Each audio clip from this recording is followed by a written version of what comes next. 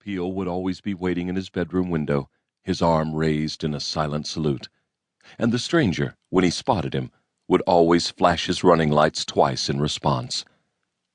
There were few reminders of those days left in Port Navis. Peel's mother had moved to the Algarve coast of Portugal with her new lover.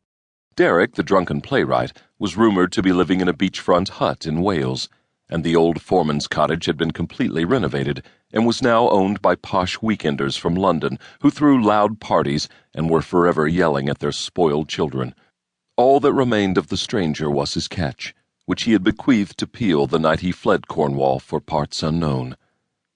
On that rainy evening in mid-September, the boat was bobbing at its mooring in the tidal creek, waves nudging gently against its hull, when an unfamiliar engine note lifted Peel from his bed and carried him back to his familiar outpost in the window. There, peering into the wet gloom, he spotted a metallic gray Range Rover making its way slowly along the road. It came to a stop outside the old foreman's cottage and idled a moment, headlamps doused, wipers beating a steady rhythm. Then the driver's side door suddenly swung open, and a figure emerged wearing a dark green Barber raincoat and a waterproof flat cap pulled low over his brow. Even from a distance, Peel knew instantly it was the stranger. It was the walk that betrayed him, the confident, purposeful stride that seemed to propel him effortlessly toward the edge of the quay. He paused there briefly, carefully avoiding the pool of light from the single lamp, and stared at the ketch. Then he quickly descended the flight of stone steps to the river and disappeared from view. At first, Peel wondered whether the stranger had come back to lay claim to the boat, but that fear receded when he suddenly reappeared, clutching a small parcel in his left hand. It was about the size of a hardcover book and appeared to be wrapped in plastic.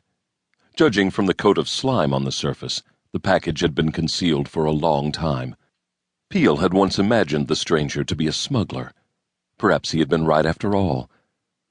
It was then Peel noticed that the stranger was not alone. Someone was waiting for him in the front seat of the Rover. Peel couldn't quite make out the face, only a silhouette and a halo of riotous hair. He smiled for the first time. It seemed the stranger finally had a woman in his life.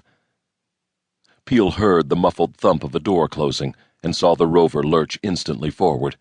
If he hurried, there was just enough time to intercept it.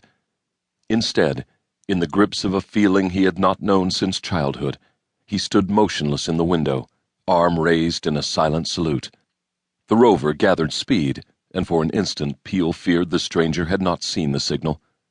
Then it slowed suddenly, and the headlamps flashed twice, before passing beneath Peel's window and vanishing into the night. Peel remained at his post a moment longer, listening as the sound of the engine faded into silence. Then he climbed back into bed and pulled his blankets beneath his chin. His mother was gone, Derek was in Wales, and the old foreman's cottage was under foreign occupation.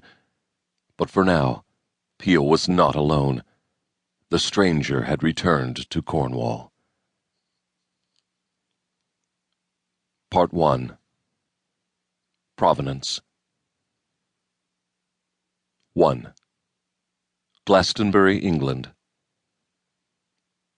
Though the stranger did not know it, two disparate series of events were by that night already conspiring to lure him back onto the field of battle. One was being played out behind the locked doors of the world's secret intelligence services, while the other was the subject of a global media frenzy. The newspapers had dubbed it the Summer of Theft, the worst epidemic of art heists to sweep Europe in a generation.